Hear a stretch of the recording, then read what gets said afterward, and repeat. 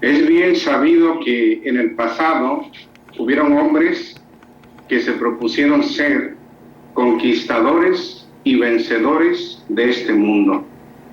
Tal es el caso de Alejandro Magno, Julio César, Napoleón Bonaparte, Adolfo Hitler. Pero la gloria de estos hombres duró muy poco.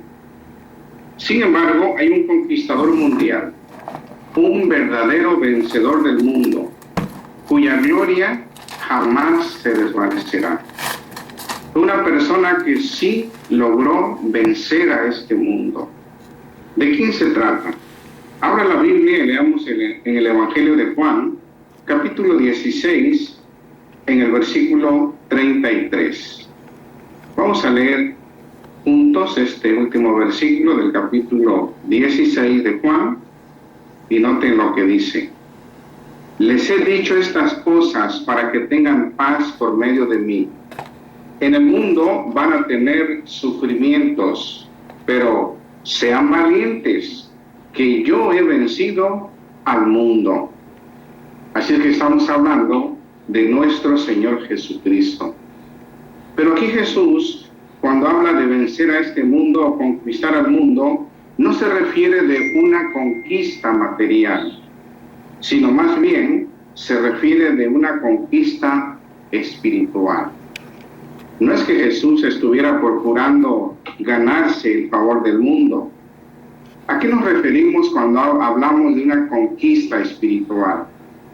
Bueno, por ejemplo, todos los años son miles de personas que están aprendiendo las verdades bíblicas y se están bautizando como testigo de Jehová.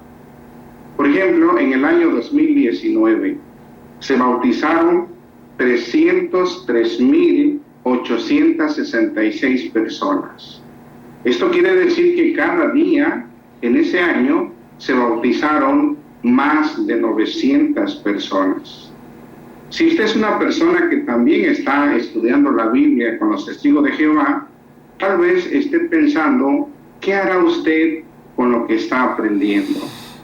Por supuesto, hay que reconocer que ser un verdadero seguidor de Cristo no es nada fácil. La experiencia ha demostrado que tanto en el pasado como en el presente, ser un discípulo de Cristo realmente exige tener fe, valor y determinación. En este análisis vamos a ver cómo Jesús pudo vencer a este mundo de tres maneras. La primera sería en el sentido de que Jesús nunca cedió a las tentaciones ni se dejó influir por el mundo de Satanás. La segunda, Jesús nunca adoptó las actitudes que son comunes en este mundo cuando lo trataron mal. Y la tercera, Jesús nunca suavizó su mensaje, aun cuando algunos no quisieron escucharlo y trataron de matarlo. Vamos a analizar una a una. Así es que la primera sería en el sentido de que Jesús nunca cedió a las tentaciones ni se dejó influir por el mundo de Satanás. ¿Cómo lo sabemos? Bueno, esto lo podemos ver por la manera en cómo Jesús se enfrentó a las tentaciones del diablo.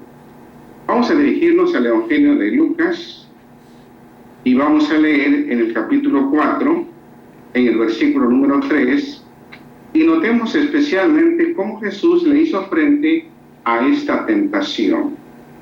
Entonces, es 4:3. Entonces el diablo le dijo, si eres hijo de Dios, dile a esta piedra que se convierta en pan. Ven ustedes que aquí en este versículo Satanás quiso aprovecharse de que Jesús realmente tenía hambre. Ya llevaba muchos días sin comer ni beber agua. Por eso Satanás, el diablo, aprovecha esas circunstancias y le dice, si tú quieres, puedes convertir estas piedras en panes, comer rico y no tener que sufrir más hambre. ¿No es cierto que Satanás también podría aprovecharse de igual manera de nuestras propias necesidades físicas? para estar más concentrados en esas necesidades y así descuidar nuestra rutina espiritual. Incluso Satanás podría inducirnos para que aceptemos un trabajo que no nos permita tiempo ni para predicar ni para asistir a nuestras reuniones. Sigamos leyendo en el versículo 5 al versículo número 8 de Lucas 4. Ahora el diablo lo llevó a un lugar alto y le mostró en un instante todos los reinos de la tierra habitada. El diablo entonces le dijo: te daré la gloria de estos reinos y autoridad sobre ellos, porque esa autoridad me la han entregado a mí, y yo se la doy a quien yo quiera. Por eso, si realizas ante mí un solo acto de adoración, todo será tuyo. Jesús le contestó: está escrito, adora a Jehová tu Dios y sírvele solo a Él. En la primera imagen vemos cómo Satanás, mediante una visión, le mostró a Jesús todos los reinos del mundo. Pero notemos que aquí Satanás le estaba presentando a Jesús una verdadera oferta.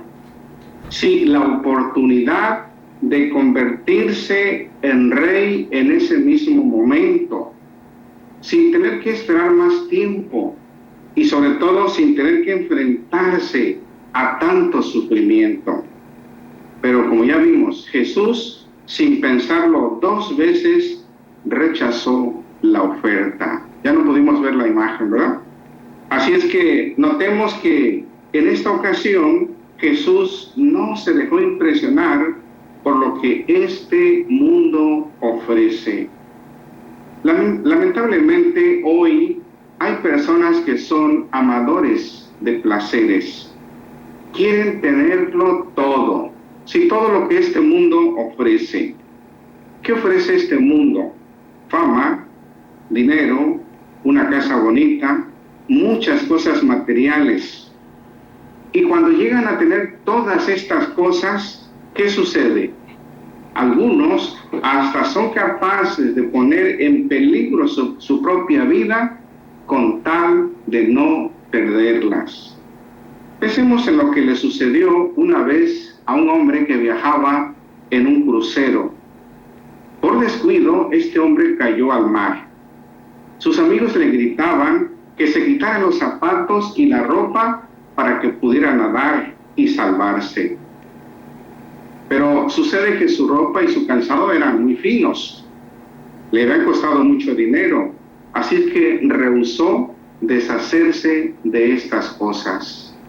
Intentó nadar así, pero no lo logró. De igual manera, Satanás quisiera que nosotros nos dejáramos impresionar por todo lo que este mundo ofrece. ¿Cuál es el objetivo del diablo? El objetivo del diablo es alejarnos de Jehová. Pero eso no se lo vamos a permitir. Veamos la segunda razón por la que Jesús pudo vencer a este mundo. Jesús nunca adoptó las actitudes que son comunes del mundo, aun cuando lo trataron mal.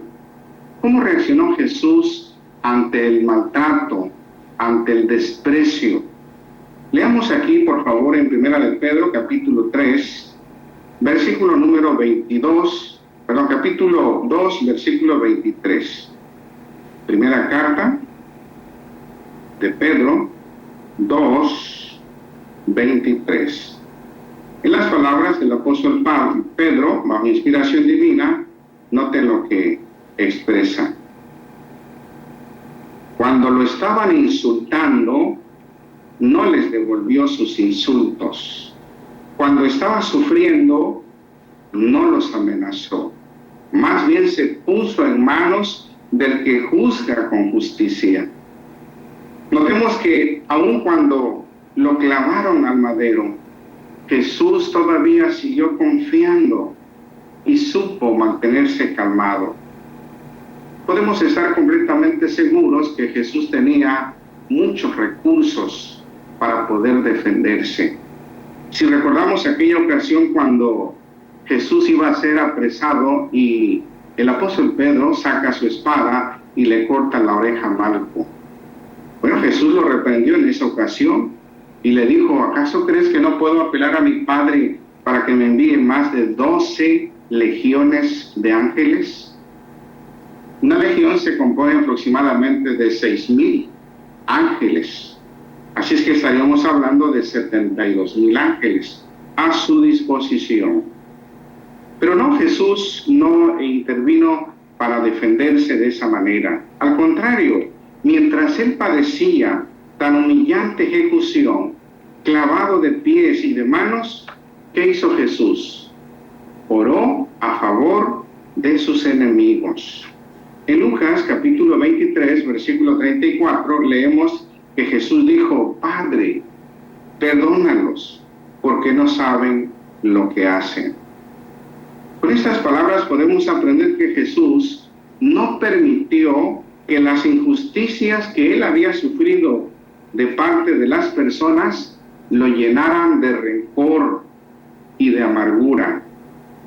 Por eso le pidió a Jehová que perdonara a los que habían sido responsables de su muerte. ¿Qué hay de nosotros?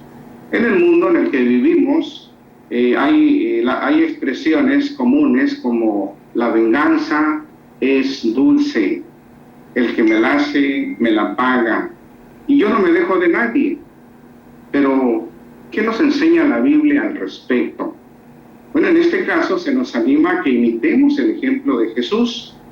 Por ejemplo, en Proverbios 24, en el versículo 29, es un texto bien bonito que dice, no digas, le voy a hacer a él lo mismo que él me hizo a mí, me las pagará por lo que me hizo.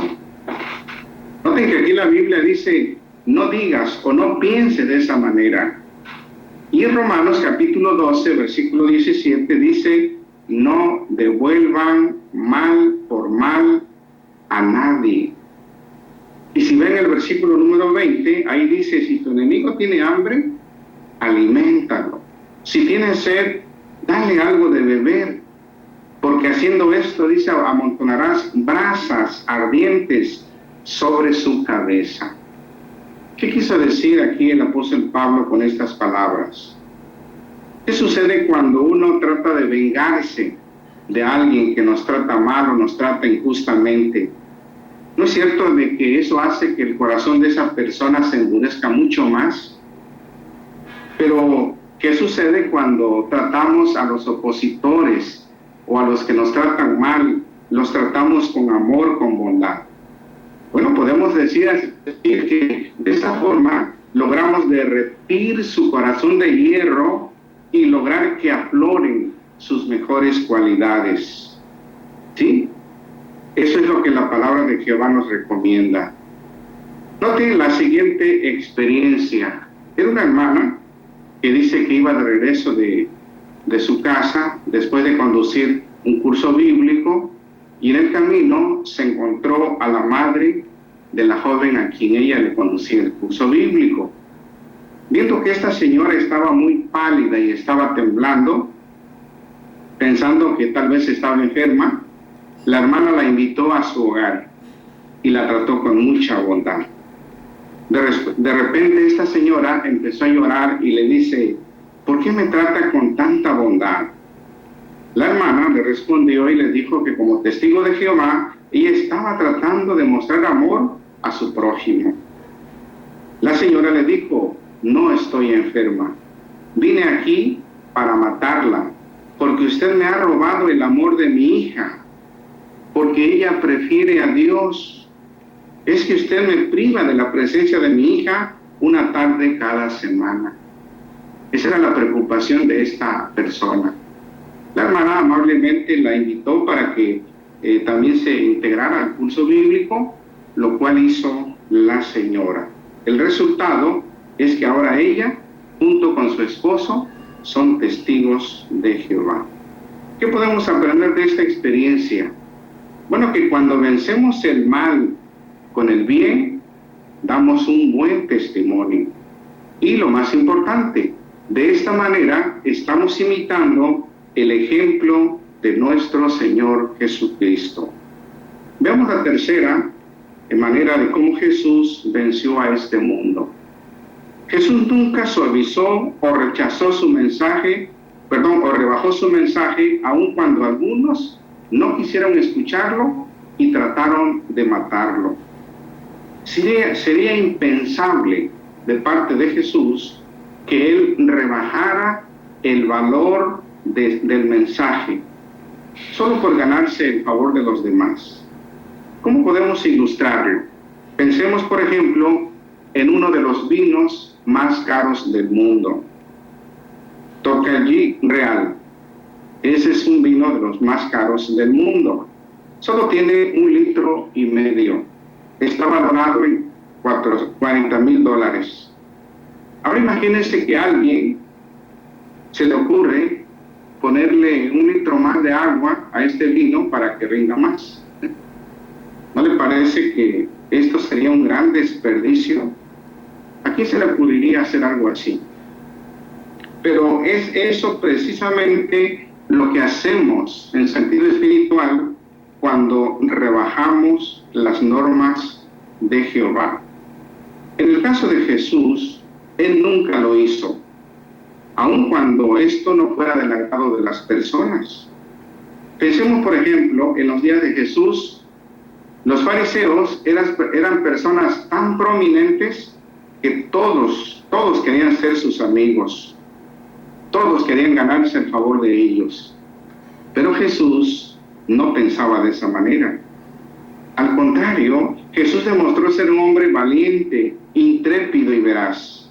Jesús siempre defendió el punto de vista de Dios sobre el matrimonio.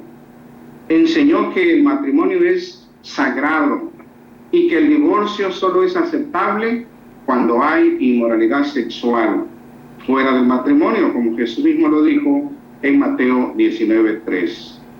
Incluso cuando tuvo que enfrentarse a estos líderes religiosos de su día, tuvo el valor de denunciar la hipocresía de ellos. Noten lo que leemos en Mateo capítulo 23, en el versículo 28. Mateo 23, versículos 27 y 28. Ay de ustedes, escribas y fariseos hipócritas, porque parecen sepulcros blanqueados que se ven muy bonitos por fuera, pero por dentro están llenos de huesos y de todo tipo de impureza. Así son ustedes. Por fuera ante la gente parecen personas justas, pero por dentro están llenos de hipocresía y maldad. Y si leemos el versículo 33, ahí Jesús lo llamó serpiente, crías de víboras. ¿Qué les parece? ¿No es cierto que se requirió mucho valor para decir estas denunciaciones? Sí, de esta manera Jesús desenmascaró la hipocresía de estos líderes religiosos. El ejemplo de Jesús nos demuestra que si nosotros queremos, también podemos vencer a este mundo. ¿Cómo lo vamos a lograr? Siendo como Él, valientes, intrépidos y rechazando las malas influencias de este mundo. ¿De qué manera podemos seguir el ejemplo de Jesús? Primero, tenemos que confiar y obedecer todo lo que la Biblia nos enseña. Y debemos también evitar confiar en la sabiduría humana. Y segundo, no permitamos, como vemos en la imagen número 2, no permitamos que la indiferencia o la oposición familiar o de otras personas influyan en nuestra determinación de servir a Jehová. Aquí en la imagen podemos ver cómo nuestro hermano se enfrenta a oposición en su casa, una casa dividida en sentido religioso. Su padre se opone a la forma de adoración de él, pero él se mantiene calmado y sabe manejar la situación. ¿Qué vamos a hacer si algún miembro de nuestra familia se opone a nuestras creencias? Bueno, algo que se recomienda es que seamos respetuosos. pero a la vez también tenemos que ser firmes y valientes. Pero lo que no debemos hacer es nunca intentar rebajar ni siquiera un poco el valor de nuestras creencias. ¿Cómo pudiera ocurrir esto? ¿De qué manera? Por ejemplo, pudiera ser que nuestros familiares nos inviten a una fiesta de cumpleaños. Quizás podríamos vernos tentados a pensar que si solo enviamos el regalo o una tarjeta de felicitación, pues no va a pasar nada. Pero eso sería rebajar o quitarle valor a las normas de Jehová. Otra manera de rebajar las normas de Jehová es cuando desobedecemos el mandato que leemos aquí en 2 de Juan 10:11. Vamos a leerlo, por favor. 2 de Juan, el versículo 10 y el versículo número 11. Si alguien viene a ustedes y no trae estas enseñanzas, no lo reciban en su casa ni lo saluden, porque el que lo saluda se hace cómplice de sus malas acciones. Noten, aquí se está refiriendo a las personas que no son testigos de Jehová y que ahorita están en una condición de expulsados. Al respecto, la Atalaya comentó, la Atalaya de octubre de 2017, en la página 16, párrafos 19 y 20. Noten lo que dijo esta Atalaya sobre este punto. Aunque nos duela, debemos evitar el contacto innecesario con un familiar expulsado. ¿Cómo? Dice, sea por teléfono, mensaje de texto, cartas o correo electrónico. Cuando hacemos lo contrario de esto, pues rebajamos las normas que Jehová ha establecido para su pueblo. Es muy fácil, ¿verdad?, responder a las llamadas, a los mensajes, cuando se trata de un familiar. Pero se pone a prueba nuestra lealtad a Jehová. Por otra parte, Jesús no solo venció a este mundo cuando estuvo en la tierra, sino que ahora mismo Jesús sigue venciendo a este mundo. ¿Cómo lo sabemos? Bueno, en una profecía del libro de Apocalipsis se representa a Jesús como un rey guerrero, como vamos a ver en la tercera imagen. Y ahí en Apocalipsis, capítulo, vamos a leer 6, el versículo número 2. Apocalipsis, capítulo 6, el versículo 2. Y vi entonces un caballo blanco, su jinete tenía un arco, se le dio una corona y salió venciendo para completar su victoria. Se trata de nuestro Rey Jesucristo. En la Biblia el caballo representa guerra. El hecho de que sea blanco significa que es una guerra justa. Bueno, podemos decir que esta victoria empezó desde 1914, cuando Jesús expulsó a Satanás y sus demonios de los cielos. Pero ahí no completó su victoria Jesús. Él continúa todavía hasta nuestros días. Recordemos lo que el Salmo 110, el versículo 2, dice que Jesús empezaría a gobernar en medio de sus enemigos. Entonces, si sus enemigos todavía tienen el poder, ¿en qué sentido podemos decir que Jesús está venciendo a este mundo? La respuesta es porque Jesús está haciendo algo maravilloso en nuestros días. ¿Qué está haciendo Jesús? Él está reuniendo las cosas valiosas de todas las naciones. Está dirigiendo a muchas personas a la congregación cristiana. Sí, lo está haciendo mediante la predicación mundial. Y nada, ni nadie, ni siquiera una pandemia puede detener esta victoria. Por ejemplo, tome nota de lo que sucedió allá en 1939. En 1939 fue cuando inició la Segunda Guerra Mundial. En ese tiempo solamente habían 72.475 publicadores en todo el mundo. ¿Qué sucedió 6 años después cuando terminó la Segunda Guerra Mundial en 1945. La cantidad de publicadores aumentó a 156.299 publicadores.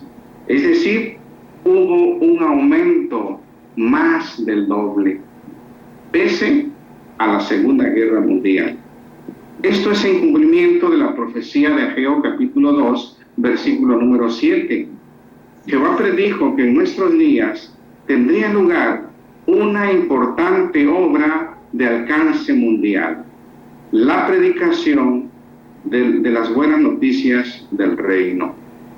¿Qué son las cosas deseables que el profeta Ageo menciona y que entrarían a la organización de Jehová? Son todas las personas que, aunque imperfectas, le sirven a Jehová de toda alma y con amor. Son personas que le sirven con celo y devoción. Todas estas personas están afluyendo a raudales a la organización de Jehová. ¿No les parece que esta es una verdadera victoria de nuestro Rey y Guerrero Jesucristo?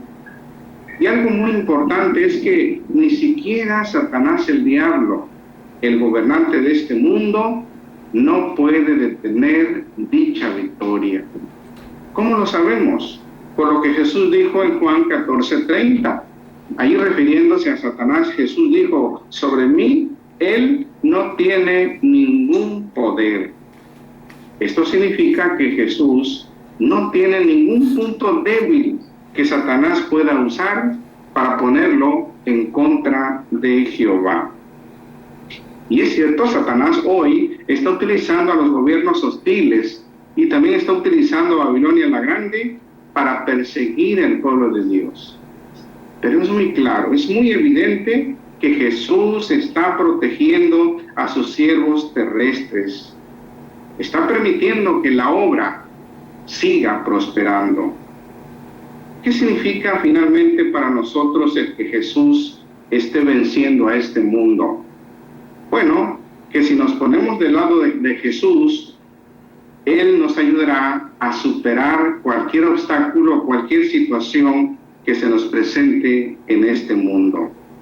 Muy pronto, dentro de poco, se cumplirá la profecía de Apocalipsis 17, 12 al 14. Estamos convencidos que Jesús vencerá a todos los gobiernos humanos, simbolizados por los 10 reyes que se mencionan en estos versículos. Pronto Jesús completará su victoria. Lo hará durante la guerra de Armagedón.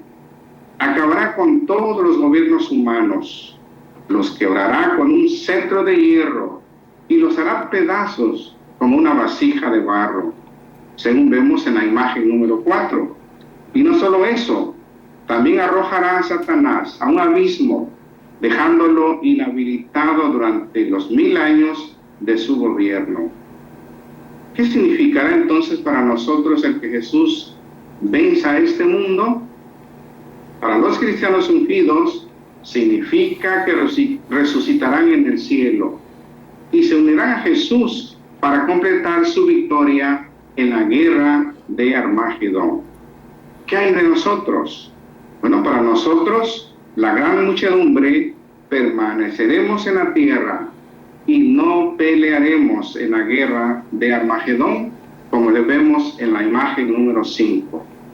Y después que este mundo haya sido destruido, tendremos la oportunidad para vivir para siempre en un paraíso sin la influencia de este mundo y su gobernante. Y entonces se cumplirá el Salmo 37-34, que dice: pon tu esperanza en Jehová y sigue su camino, y Él te honrará para que heredes la tierra. Cuando los malvados sean eliminados, tú lo verás. Por lo tanto, demostremos fe en Jesús, el Rey vencedor, pero también tengamos muy presente la promesa que Él nos dio en Mateo 28:20, cuando Él dijo: estaré con ustedes todos los días hasta la conclusión del sistema de cosas. podemos estar completamente seguros que si demostramos fe en Jesucristo, nosotros también podremos vencer a este mundo y salir victoriosos y llegar hasta nuestra meta final y así disfrutar de la vida para siempre.